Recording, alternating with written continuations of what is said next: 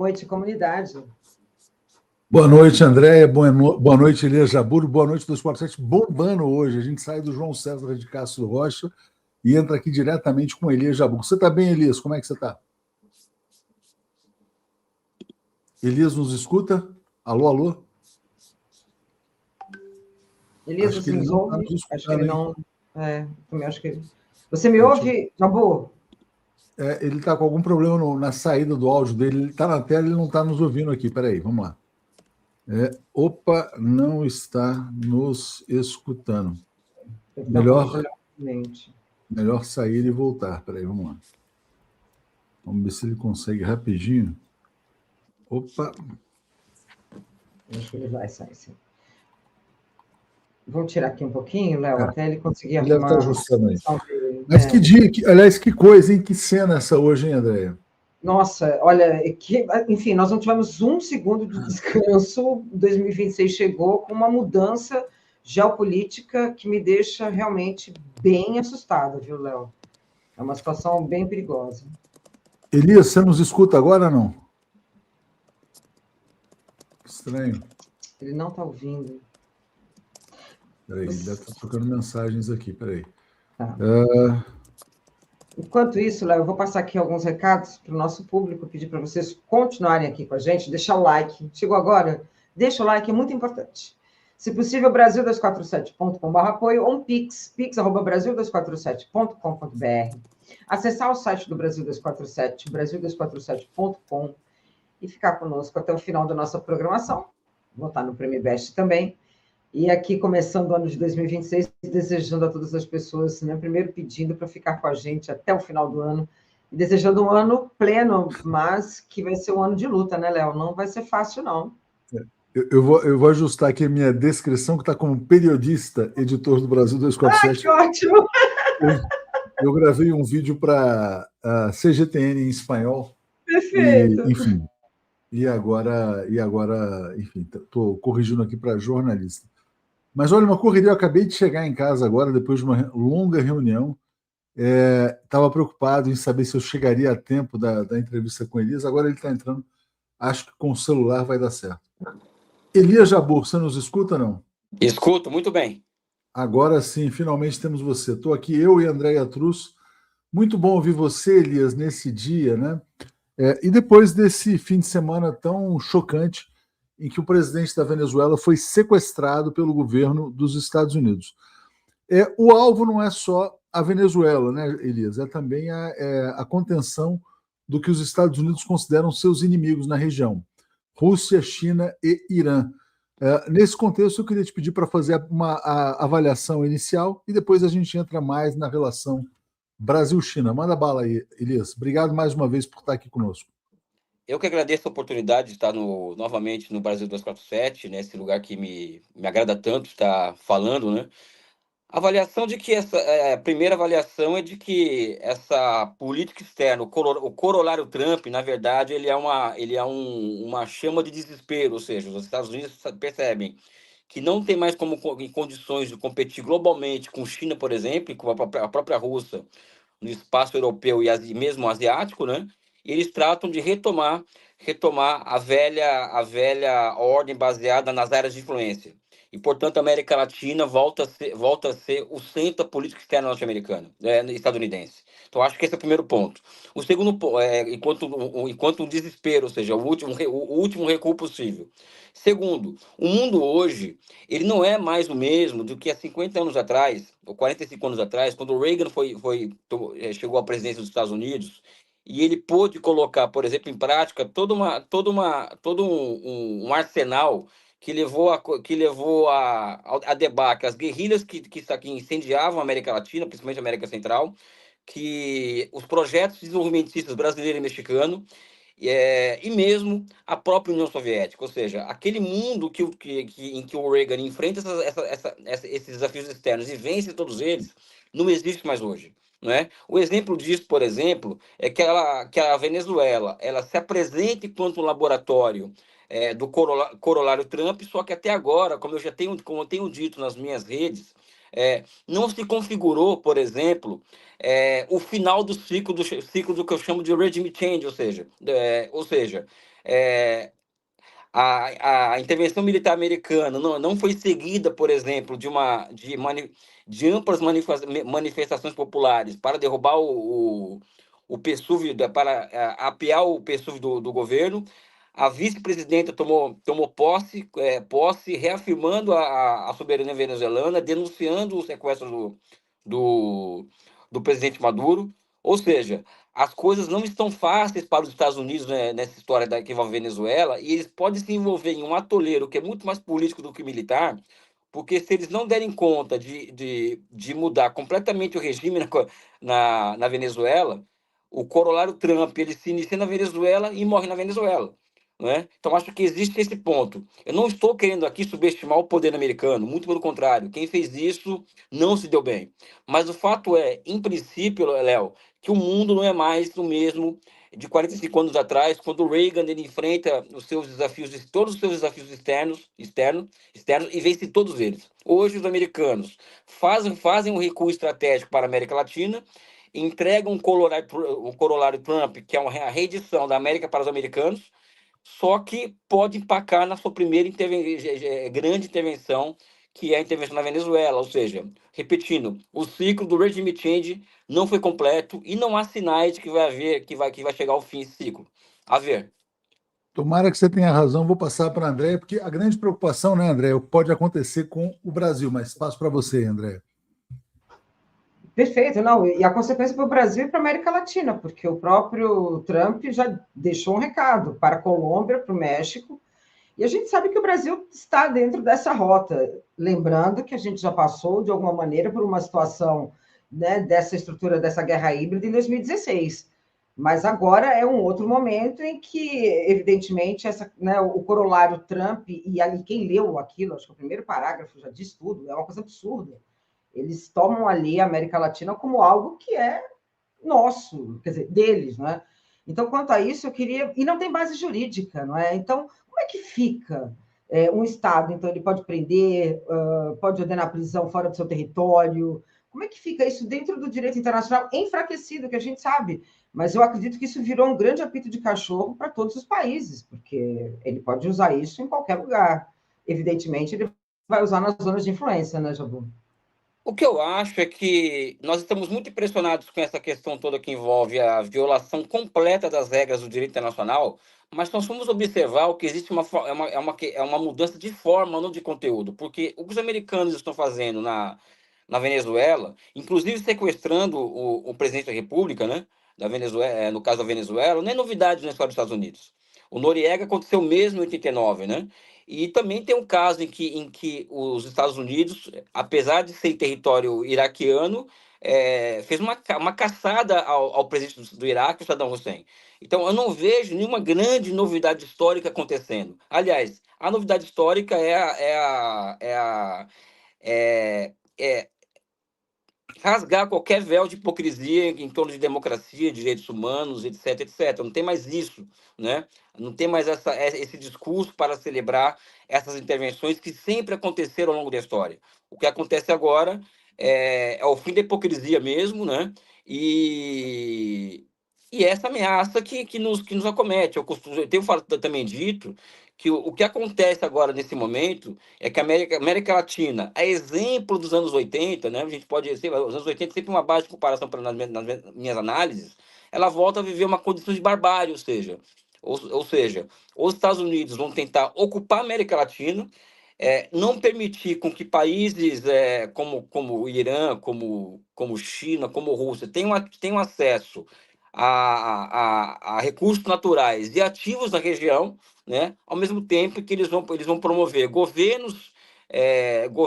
verdadeiros protetorados, né, aqui na América Latina, para dar o ar de legalidade ao saque que é o sonho do Trump para a América Latina. E aqui eu falo rapidamente do Brasil, se vocês me permitirem, as manifestações dos governadores de extrema-direita, por exemplo, batendo palma para o que aconteceu na Venezuela, né? E insinuando, inclusive, que o Trump fez certo em sequestrar Maduro, além deles estarem indo contra a Constituição brasileira, que prega a autodeterminação dos povos, isso deixa muito claro para o povo brasileiro o seguinte: caso a extrema-direita volte ao governo do Brasil em 2026, no final de 2026, o que vai acontecer é que eles não passarão de fantoches da política externa dos Estados Unidos no Brasil. Ou seja, eles entregarão ativos estratégicos para os Estados Unidos, como água, petróleo e minerais críticos. E não vamos nos esquecer, né?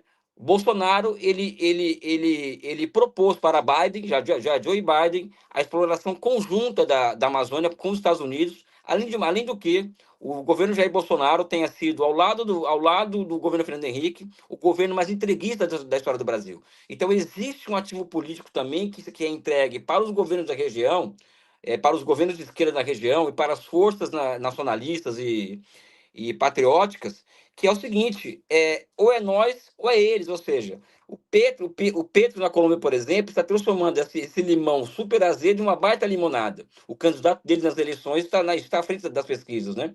E eu acredito que o Brasil deve seguir um caminho semelhante, pautando a centralidade da questão nacional, da independência nacional e da nossa soberania.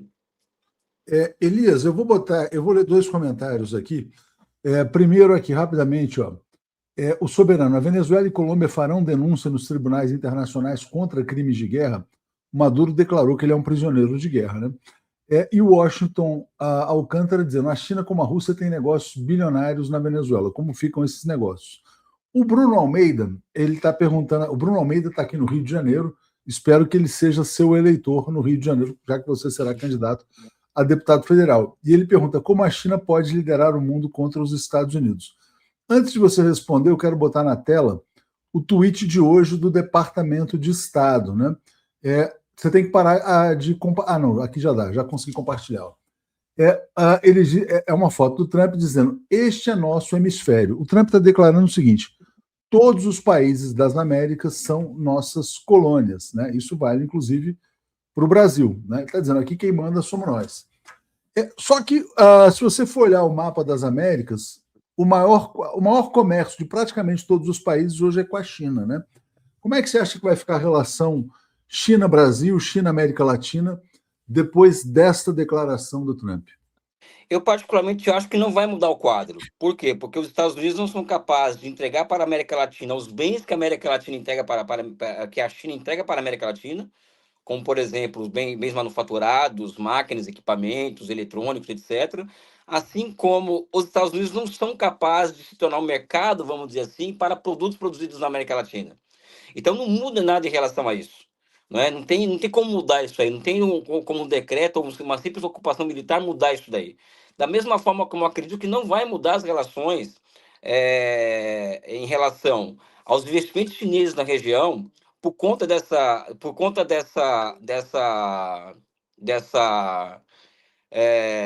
política do Trump, né? Então, acho que, por enquanto, nada muda, né? Na minha opinião. Os chineses não vão deixar de fazer política, fazer investimento, fazer comércio com a América Latina, muito menos a América Latina com a China, porque não tem saída, Leonardo. Não tem saída, não tem para onde correr, né? O mercado para os nossos produtos hoje é China e Índia, e o mercado, e a América Latina é parte do mercado, é parte do mercado dos chineses. Acho que esse é um ponto.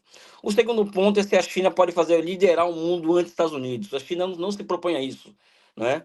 É bom que se diga que a Venezuela, por exemplo, apesar da China ter negócios bilionários com a Venezuela corresponde somente a 4% do petróleo que a China importa do mundo. Então, a Venezuela não tem tanta importância para a China quanto o Irã, por exemplo, né? Então, a China pode se dar o luxo de abrir mão do mercado venezuelano de petróleo e para bens de consumo chineses. Ou seja, esse é um ponto fundamental, né? Agora,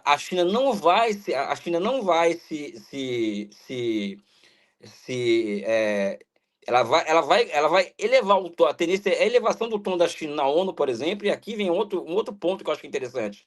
A China tinha um tom até o sequestro de Maduro. Ou seja, a China condenou o sequestro de Maduro, achou aquilo uma barbaridade, chocada, mas a China está elevando o tom na medida em que ela percebe que os americanos não derrubaram o regime. Ou seja, eu volto à minha tese inicial, né?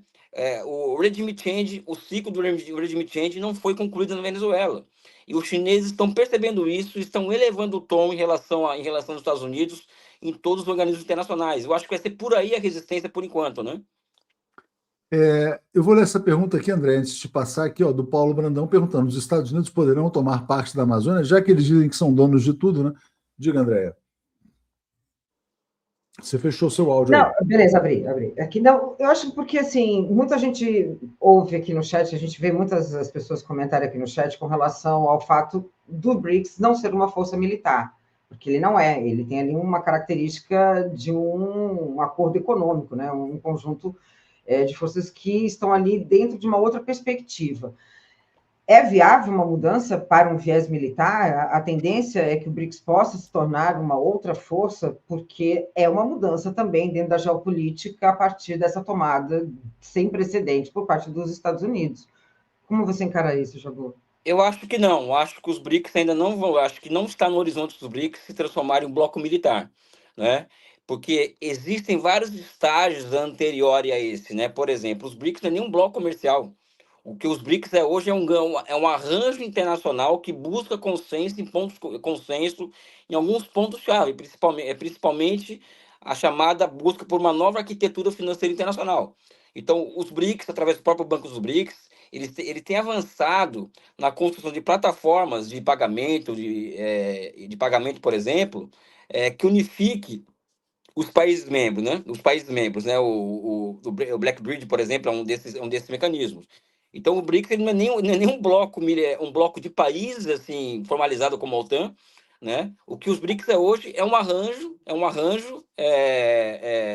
arranjo político entre países que têm visões de mundo comuns, e o único marco institucional dos BRICS é o Banco dos BRICS, que foi formado em 2014 e que continua funcionando até hoje, né? Então, existe muito ainda a ser feito para que os BRICS possam pensar em um dia virar um bloco militar. O que eu acho que os BRICS, o que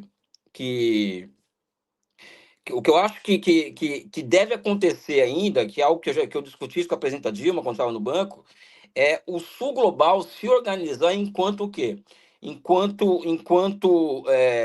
Unificar, enquanto mercado regional, um grande mercado regional do Sul Global, e unificar os sistemas de investimento, comércio e financiamento do Sul Global. E mesmo isso, isso caminha a passos muito lentos no âmbito dos BRICS, né? Ou seja, existem muitos desafios para que os BRICS se constituam em um bloco político e, se possível, no futuro, no bloco militar.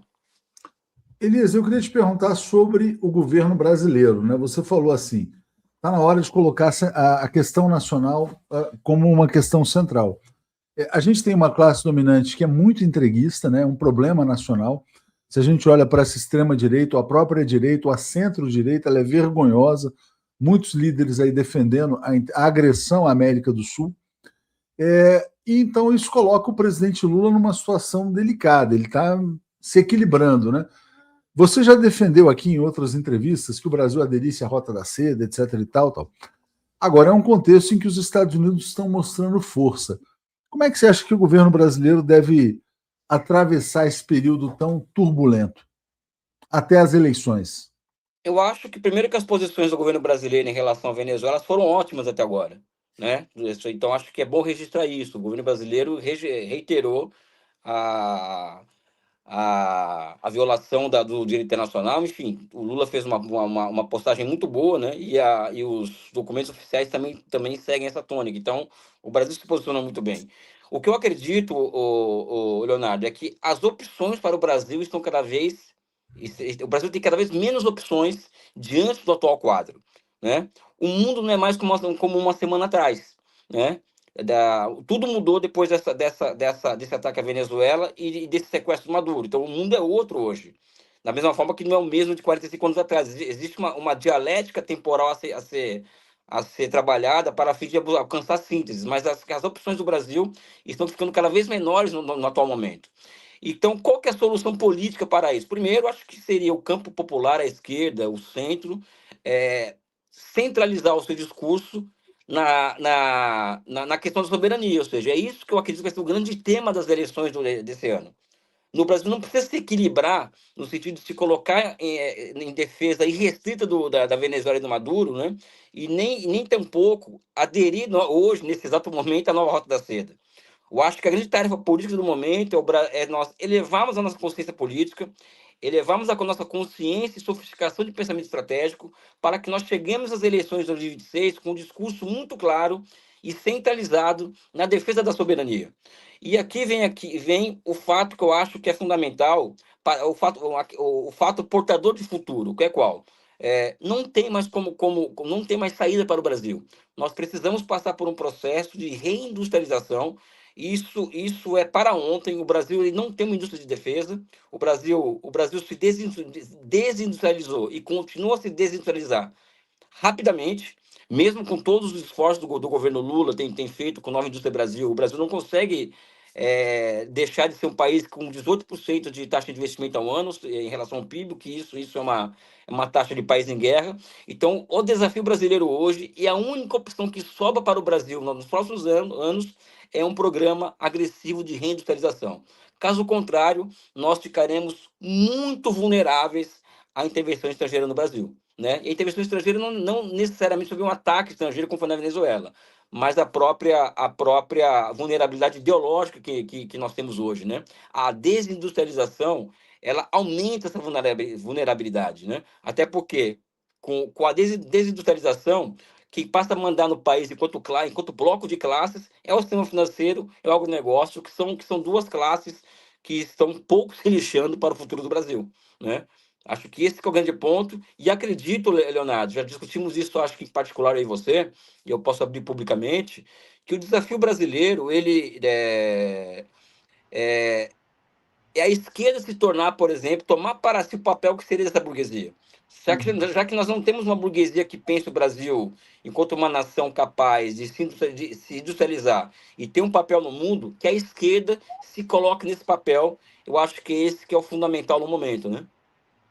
Exatamente. André, só lendo esse comentário aqui do Silva, né? O povão brasileiro apoia a retomada do nacionalismo. Lula deve vestir essa camisa como foi no início das tarifas. Com você, André. Jabur, eu queria falar uma pergunta com relação à eleição, né? O impacto de tudo isso com a eleição de Lula, sobretudo porque nossa extrema-direita já começou a fazer vários apitos de cachorro. Por um lado, é interessante porque eles mostram exatamente quem são, mas, por outro lado, expõe a possibilidade e a instabilidade nesse ano, que é tão importante, né? Isso, de alguma forma, era até que algum grupo, inclusive parte da mídia tradicional, temia que ele não fizesse ali algum tipo de fala mais condescendente, uma fala mais rígida, e ele fez, inclusive foi contra os protetorados, né? O Brasil foi contra esses protetorados na ONU, mas isso de alguma forma afeta, né, a eleição. Afeta porque eu acredito acredito, né? Isso é óbvio, né? Que o Trump vai apostar muito nas eleições brasileiras, né?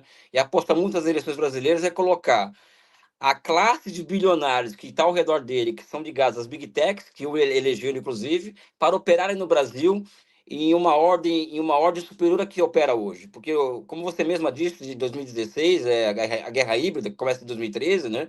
O Brasil continua sob guerra híbrida, né? Esse que é um ponto fundamental. As redes brasileiras elas não são reguladas. Então, acho que esse é um ponto, ou seja, eles vão operar uma tentativa de subversão da subjetividade do povo brasileiro para eleger um governo de extrema-direita no Brasil. Acho que esse é um fato fundamental. O segundo fato fundamental é que nós temos um ativo diante da gente, né? E o ativo é muito claro, ou seja, a extrema-direita está se colocando como um agente de uma potência estrangeira. E eles não estão escondendo isso, estão falando isso abertamente. E isso deve se transformar em um ativo a nosso favor. Né? E ao se transformar em um ativo a nosso favor, nós temos que ser o polo negativo disso, que é qual? O polo positivo disso, que é as forças políticas que reunidas defendem o interesse nacional acima de qualquer ideologia, inclusive, até porque a independência do Brasil ela deve ser a nossa principal ideologia nesse momento. Né? A soberania nacional ela deve ser alçada ao grau de ideologia dominante do nosso campo político para que nós possamos enfrentar esses caras e vencê-los em 2026. Né? Eu não vejo assim, eu não vejo pauta mais interessante para nós do que essa que está pintando entre Brasil de um lado versus extrema-direita, ou seja, o povo brasileiro vai ter que fazer uma escolha entre o futuro do Brasil e a extrema-direita, porque as duas coisas não combinam. É isso, é o Brasil ou o entreguismo. Última pergunta, Elias, porque a gente está aqui com a Juliane Furno aqui no estúdio, já vai entrar. É a falta que faz uma bomba nuclear, né? Aqui, ó, o Nightcrawl. Como o Brasil pode superar o hiperimperialismo sem o poder de persuasão ou de dissuasão nuclear? Bem, isso aí está voltando ao debate, né? Infelizmente, eu não acredito. Aliás, mando um abraço aqui para Juliane, um beijo para minha amiga querida e brilhante Juliane Furno, né, que vai entrar daqui a pouco. Não tem, eu acho que nós não temos um grau de consciência nacional suficientemente acumulado para pensarmos em retomar um programa nuclear brasileiro. Nós temos que enfrentar essa realidade. O que nós temos que fazer, sob o meu ponto de vista, a partir desse momento, é nós colocarmos isso na pauta. Né? Eu aqui como intelectual público, a Juliane Furno como intelectual pública, você como intelectual público, a André como intelectual público, ou seja, nós colocamos na pauta a necessidade do Brasil retomar o seu programa nuclear, né? E a partir da retomada dessa pauta, o que é um contrassenso, né? Ou seja, uma contratendência, que nós temos esse programa de volta, transformarmos isso em um senso comum, ou seja, o Brasil ter consciência de que sem uma bomba nuclear nós não seremos capazes de proteger o país. Eu acho que a Coreia Popular é o maior exemplo disso, ou seja, eles tomaram uma decisão nos inícios dos anos 90, né? Aliás, no início dos anos 2000, de que o povo coreano vai passar as maiores privações do mundo, inclusive fome, né? Mas nós não podemos sair dessa história em 5, 6 anos sem uma bomba nuclear. Conseguiram a bomba nuclear e hoje a Coreia, por exemplo, popular, ela pode se dedicar ao seu próprio desenvolvimento econômico. Tanto é que o país tem sido um dos países que mais crescem no mundo nos últimos anos, né? Elias, muito obrigado. Eu e a Andréia, que está todo mundo aqui em plantão permanente, então a gente pode chamar a qualquer momento, dependendo do que acontecer aqui. A hora que Valeu. quiser. Um forte abraço. Muito obrigado, viu, André? Obrigado. Até mais, Edu. Valeu. Valeu. André, vamos chamar aqui o Léo e a Juliane, porque acho que vai. O Boa Noite hoje está quentíssimo, né? Não podia estar mais quente. Boa noite, Léo. Boa noite, Juliane Furno. Tudo bem? Você está com o áudio fechado, Juliane. Tudo bem? Boa noite, Léo.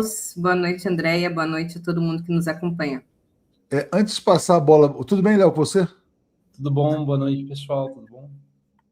Antes de passar, eu só quero fazer a propaganda aqui da Juliane Furno, né? Porque nunca foi tão atual